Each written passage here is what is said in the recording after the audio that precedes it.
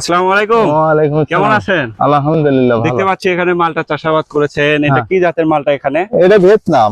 কতগুলো গাছ আছে আপনার ভিয়েতনাম? আমার নার্সারি আছে, তো আমাদের এখানে প্রায় গাছ 350 মতো চারা আছে। 300 চারা।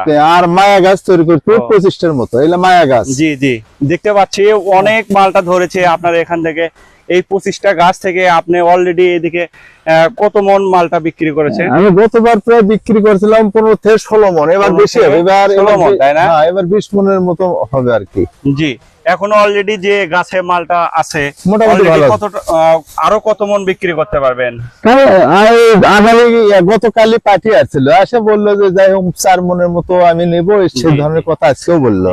দর্শক আপনারা দেখতে পাচ্ছেন যে এই পাশে কিন্তু আরো মালটা আছে, আপনারা দেখুন। হ্যাঁ, তারপরে এই পাশে কিন্তু আরো মালটা আছে, অপুরন্ত কিন্তু মালটা ধরেছে, আপনারা সবাই দেখুন।